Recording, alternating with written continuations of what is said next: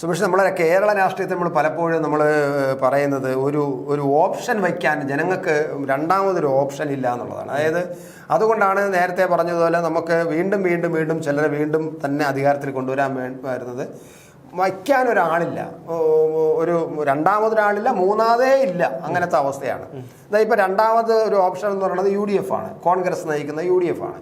പക്ഷേ UDF അടുത്ത അധികാരത്തിൽ വരുമോ ഇല്ലെന്നതിനെ കുറിച്ച് ഇപ്പോഴും ഒരു വ്യക്തതയില്ല. കാരണം അവരുടെ രീതി ഇപ്പോൾ പിന്നെ UDFന് ജയിക്കണം അല്ലെങ്കിൽ കോൺഗ്രസിന് ജയിക്കണമെന്നല്ല, പകരം ആര് മുഖ്യമന്ത്രിയാകണമെന്നതിനെ കുറിച്ച് ഇപ്പോൾ അവർ തർക്കം തുടങ്ങിയിരിക്കുകയാണ്. ആലോചിച്ച് നോക്കുക, നമ്മൾ തിരഞ്ഞെടുപ്പ് എത്തി പിന്നെ ജയിക്കാൻ വേണ്ടിയുള്ള തന്ത്രങ്ങൾ ആവിഷ്കരിക്കുക എന്നുള്ളതല്ലാതെ ഇപ്പോൾ ആര് മുഖ്യമന്ത്രിയാവണോ, ചെന്നിത്തല ആവണോ, VD സതീശനാവണോ, K സുധാകരനാവണോ, ഇതാണ് ഇപ്പോഴത്തെ തർക്കം.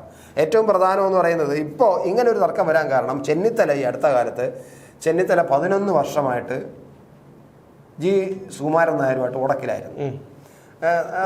നായന്മാരുടെ നേതാവായ G സുകുമാരൻ ഇപ്പോൾ ഒന്നിച്ചിരിക്കുകയാണ്. ഇപ്പോൾ ഒന്നിച്ചു എന്ന് മാത്രമല്ല, അവിടെ ഈ ജനുവരി 1-2 തീയതികളിൽ അവിടെ നടക്കുന്ന 100ാം ശതാബ്ദി പിന്നെ ആഘോഷത്തിൽ പ്രധാനപ്പെട്ട വ്യക്തി അവിടെ പങ്കെടുക്കുന്ന ആള് ചെന്നിത്തലയാണ്. അപ്പം ചെന്നിത്തല അങ്ങനെ NSSകാർ വിളിച്ചപ്പോൾ എന്നാൽ പിന്നെ SNDPക്കാർ എന്തിനു മാറ്റി നിർത്തണമെന്ന് പറഞ്ഞു ഉടൻ തന്നെ SNDPക്കാരും ചെന്നിത്തലയെ വിളിച്ചു.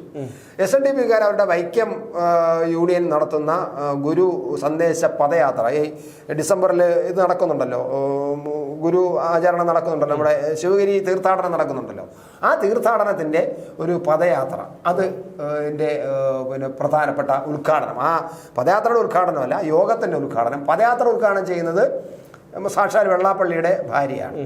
അപ്പോൾ അങ്ങനത്തെ അപ്പം അങ്ങനെ വന്നപ്പം ചെന്നിത്തലയ്ക്ക് SNDPയുടെയും ഒരു ഗുഡ് സർട്ടിഫിക്കറ്റ് കിട്ടുന്നു, 11 വർഷമായിട്ട് അകന്നു നിന്ന NSSന്റെ ഗുഡ് സർട്ടിഫിക്കറ്റ് കിട്ടുന്നു. VD സതീശൻ ആകെ അങ്കലാപ്പിലായി. VD സതീശൻ ഉടനെ വന്ന് പറഞ്ഞു, അതിനെന്താ, കോൺഗ്രസ് നേതാവാണ് നമ്മുടെ ചെന്നിത്തല, കോൺഗ്രസ് നേതാവ്, പിന്നെ എവിടെ പോയാലും അത് കോൺഗ്രസിനാണ് നേട്ടം, കോൺഗ്രസിൻ്റെ വിജയത്തിനാണ് ഗുണം, അങ്ങനെ പോകുന്നതിൽ എന്താ തെറ്റ്? NSS എന്ന് പറയുന്നത് മഹത്തായ പ്രസ്ഥാനമാണ്, പിന്നെ സംഘപരിവാറുകാരെ അവിടെ അടുപ്പിക്കാതെ മാറ്റി നിർത്തിയ നേതാവാണ് എന്നൊക്കെ പറഞ്ഞ് അതൊരു പൂശി. അപ്പോഴേക്കും വെള്ളാപ്പള്ളി ഇയാൾ പറഞ്ഞു, ഈ VD സതീശൻ എന്ന് പറഞ്ഞാൽ വെറും വിടുവായത്തക്കാരനാണ്, അയാൾ ആകെ അതും ഇതൊക്കെയാണ് പറയുന്നത്, ഒരു മുഖ്യമന്ത്രി ആവാനോ ഒരു നേതാവാനോ പ്രതിപക്ഷ നേതാവാനോ പോലും പറ്റാത്ത ഒരു വൃത്തികെട്ട വാക്കുകൾ പറഞ്ഞു നടക്കുന്ന ആളാണ്. അതുകൊണ്ട് ഇയാള് VD സതീശൻ എന്ന് വെള്ളാപ്പള്ളി പറഞ്ഞു. അത് സത്യമല്ലേ? പക്ഷെ വെള്ളാപ്പള്ളി പറഞ്ഞപ്പോൾ വെള്ളാപ്പള്ളി പറഞ്ഞു, വെള്ളാപ്പള്ളി അങ്ങനെയൊക്കെ പറയുന്നുണ്ട്, പക്ഷേ ഞാനത് അങ്ങനെ എനിക്ക് എൻ്റെ വാക്കിൽ കുഴപ്പമുണ്ട്, ഞാൻ തിരുത്താം എങ്കിലും അല്ലല്ല. എന്നിട്ട് വെള്ളാപ്പള്ളിക്കിട്ട് അടിയിൽ കൂടെ ഒരു താങ്ങി VD സതീശൻ. എന്താന്ന് വെച്ചാൽ, പിന്നെ കഴിഞ്ഞ മാസം വെള്ളാപ്പള്ളി പറഞ്ഞത് അടുത്തതിനും പിണറായി വിജയൻ വരും എന്നാണ്. ഇപ്പോൾ ഇന്നലെ പറഞ്ഞിരിക്കുന്നത് അടുത്തതിന് കോൺഗ്രസ് വരും, UDF ജയിക്കും, കോൺഗ്രസിൻ്റെ മുഖ്യമന്ത്രി ആവുമെന്നാണ് പറയാം. അപ്പോൾ വെള്ളാപ്പള്ളി നല്ല കാര്യമല്ലേ പറഞ്ഞിരിക്കണം. എന്ന് വെച്ചാൽ ഇയാൾ വെള്ളാപ്പള്ളി അപ്പോഴെപ്പോഴും വാക്ക് മാറ്റി പറയുന്നു എന്ന അർത്ഥത്തിലാണ്. അയാളാണ് ഇങ്ങനെ എനിക്കിട്ട് പണിയണത്, അതുകൊണ്ട് അയാൾ പറയുന്നതിൽ കഴമ്പില്ല എന്നുള്ള അർത്ഥത്തിൽ പറഞ്ഞിട്ട് ഞാൻ. അപ്പം അങ്ങനെ കാര്യങ്ങൾ നടക്കുന്നുണ്ട്. എന്തായാലും കോൺഗ്രസിനകത്ത് വല്ലാത്ത ഒരു അഭിപ്രായ ഭിന്നതയുണ്ട്. എന്ത് പറയുന്നു സുമേഷ് ഇതെല്ലാം കൂടെ വെച്ചിട്ട്? അല്ല ചേട്ടാ, ഒരു പ്രതീക്ഷ നമുക്ക് സത്യം പറയാമല്ലോ, ഈ ഒരു കഴിഞ്ഞ 7-8 കൊല്ലങ്ങളായി കേരളം അഭിമുഖീകരിച്ച അല്ലെങ്കിൽ കേരളത്തിലൊക്കെ നടന്നുകൊണ്ടിരിക്കുന്ന പ്രശ്നങ്ങൾ, ഒന്നാമത് 2016 ആസനമെടുത്ത് മുഖ്യമന്ത്രി കസേരയിൽ ഉറപ്പിച്ച് അന്ന് തുടങ്ങിയതാണ് പ്രളയം, തക്കാളിപ്പനി, കുരങ്ങുപനി, ചെള്ളുപനി, കോവിഡ് എന്ന് പറഞ്ഞ് ഇനിയിപ്പോൾ ഇനി അഗ്നിപർവ്വതം സ്ഫോടനം മാത്രമേ ബാക്കിയുള്ളൂ. കാരണം ഉരുൾപൊട്ടൽ, ഇനി അഗ്നിപർവ്വതം അടുത്തൊന്നും ഇല്ലാത്തതുകൊണ്ട് അങ്ങനെ ഒരു പേടി വേണ്ട.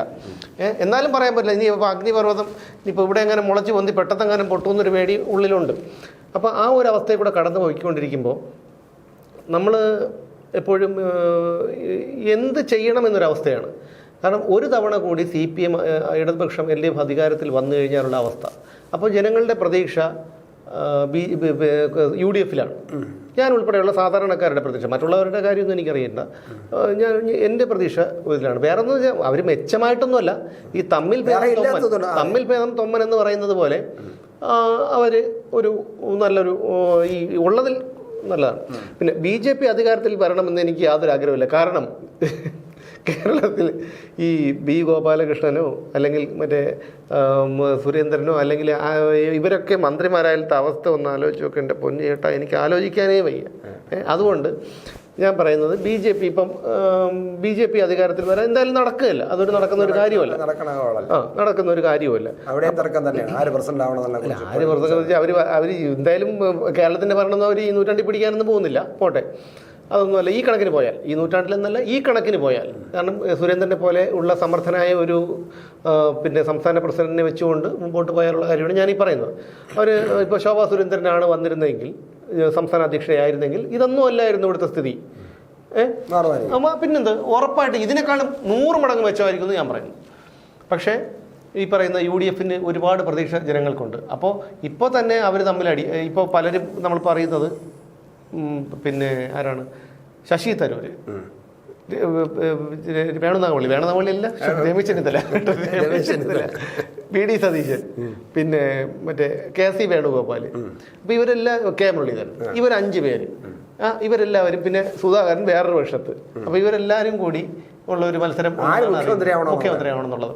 പിന്നെ യുവജനങ്ങളെല്ലാം ഒരു പ്രത്യേക ഇതിലോട്ട് നിൽക്കുകയാണ്. ഇപ്പം ചാണ്ടി ഉമ്മൻ തന്നെ ഒരു പ്രസ്താവന നടത്തി, അദ്ദേഹത്തിന് പാലക്കാട് തെരഞ്ഞെടുപ്പിൽ ചുമതലയൊന്നും കൊടുത്തിട്ടില്ല എന്നുള്ള കാര്യം. അതിനുശേഷം അദ്ദേഹം ഏതൊക്കെ യൂട്യൂബ് ചാനലിലൊക്കെ വന്നിട്ട് എന്തൊക്കെ പറയുന്നത് കേട്ടു. അപ്പോൾ അതൊക്കെ വളരെ ഒരു എന്താണ്, ചാണ്ടി ഉമ്മനെ പോലെയുള്ള, അതായത് ഉമ്മൻചാണ്ടി സാറിൻ്റെ മകനായ ചാണ്ടി ഉമ്മനെ സംബന്ധിച്ചിടത്തോളം അതൊക്കെ ഒഴിവാക്കാമായിരുന്നൊരു കാര്യമാണ്. അപ്പോൾ ഈ നല്ലൊരു യുവജന നിരയുള്ള ഒരു പാർട്ടിയാണ്. അതായത് ഷാഫി പറമ്പിൽ, രാഹുൽ മാങ്കൂട്ടത്തിൽ, ചാണ്ടി ഉമ്മൻ, ശബരിനാഥൻ, അങ്ങനെ ഒരുപാട് പേര്. ശബരിനാഥനൊക്കെ പേരിന് മാത്രമേ ഏതെങ്കിലും പരിപാടികളിൽ പങ്കെടുത്താലേ, കേൾക്കുന്നില്ല എന്താണ് സംഭവം, പേര് എവിടെയെങ്കിലും പങ്കെടുത്താലായി എന്നുള്ളതിൽ കവിഞ്ഞ് അദ്ദേഹമൊന്നും വലിയ ആക്റ്റീവ് ഒന്നും അല്ലെന്ന് എനിക്ക് തോന്നുന്നു. ഇവരെല്ലാവരും കൂടി ഒന്നിച്ച് നിന്നാൽ ഉറപ്പായിട്ടും അടുത്ത തവണ ഭരണം പിടിക്കും. അല്ലാതെ ഈ കിടന്ന് തമ്മിലടിച്ച, പ്രത്യേകിച്ചും ഈ VD സതീശനെ സംബന്ധിച്ച് ഒരു നിരാശയാണ് തരുന്നത്. VD സതീശനെ പോലെയുള്ള ഒന്നും ചെയ്യാൻ കഴിഞ്ഞിട്ടില്ല. ഈ രമേശ് ചെന്നിത്തല പ്രതിപക്ഷ നേതാവായിരുന്നപ്പോൾ പിണറായി വിജയനെ പല കേസുകളിലും, സംസ്ഥാന സർക്കാരിനെതിരായി പല കേസുകളിലും അദ്ദേഹം കോടതിയെ സമീപിച്ചിട്ടുണ്ട്, അനുകൂലമായിട്ടുള്ള വിധി സമ്പാദിച്ചിട്ടുണ്ട്.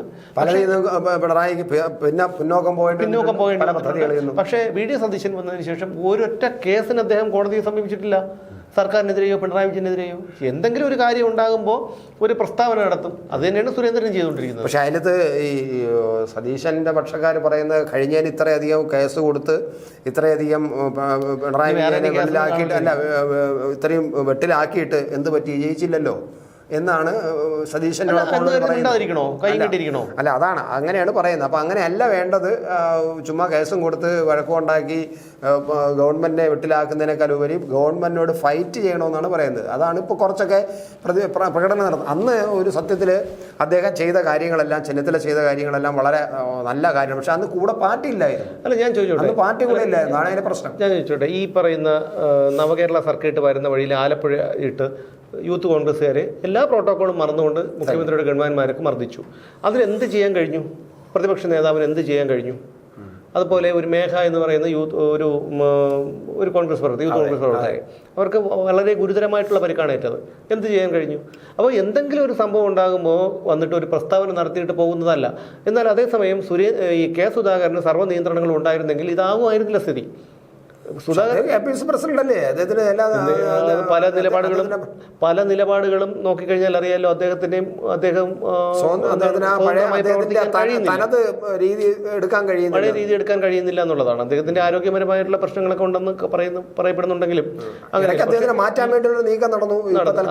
യുവനേതാക്കള്, ഷാഫി പറമ്പിൽ ഉൾപ്പെടെയുള്ള യുവനേതാക്കൾ നല്ല രീതിയിലുള്ള പ്രകടനമാണ് അവർ കാഴ്ചവെക്കുന്നത്.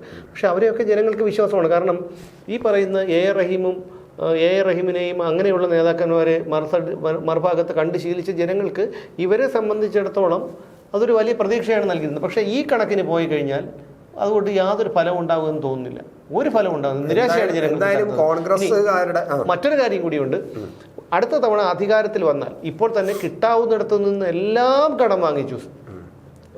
കിട്ടാവുന്നിടത്ത് നിന്ന് എല്ലാം കടം വാങ്ങിച്ചു. അധികം നമുക്ക് എടുത്താൽ പോകാത്ത ബാധ്യതയാണ് പിണറായി വിജയൻ സാറ് 8 വർഷം കൊണ്ട് ഉണ്ടാക്കി വെച്ചിരിക്കുന്നത്. അടുത്ത തവണ ഇനി UDF അധികാരത്തിൽ വരികയാണെങ്കിൽ അവരെ എവിടെ നിന്ന് എടുത്തിട്ട് കൊടുക്കും പൈസ? ഈ പണം എങ്ങനെ അവർ തിരിച്ചടയ്ക്കും?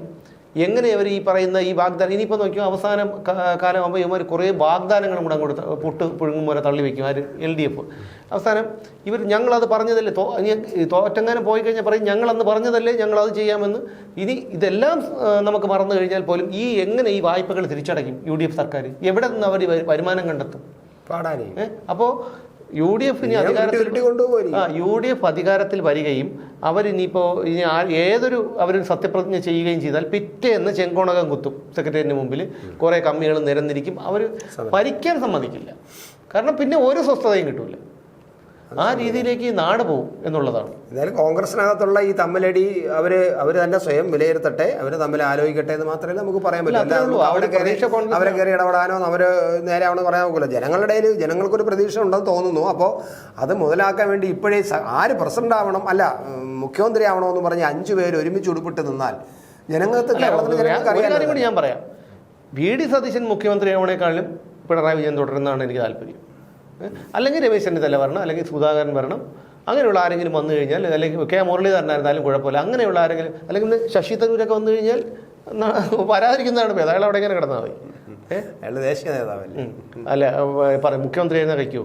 അല്ല, മുഖ്യമന്ത്രി ആവാൻ താല്പര്യമുണ്ട്. അയാൾ അതിനുള്ള ശ്രമമുണ്ട്. അദ്ദേഹത്തിന് ആ ഒരു ഐഡിയ ഒക്കെ ഉണ്ട്. ഇനിയിപ്പം ദേശീയ നേതാവാതെ ഇവിടെ നിന്നുകൊണ്ട് കേരളത്തിൽ KC വേണുഗോപാലും ഈ പറയുന്ന തരൂരൊന്നും VD സതീശൻ കേശവപാൽ ചുമ്മാണ് നിൽക്കുന്നത്. കേശവപാൽ ഒരു ചാടിക്കയറി കേശവപാലും വരും. കാരണം അയാൾക്കും അങ്ങനെയാണ് പറഞ്ഞ 5 പേര് നേരത്തെ പറഞ്ഞില്ലേ. എന്നിട്ട് Tharoor, KC Venugopal, K Muraleedharan, VD Satheesan, Chennithala.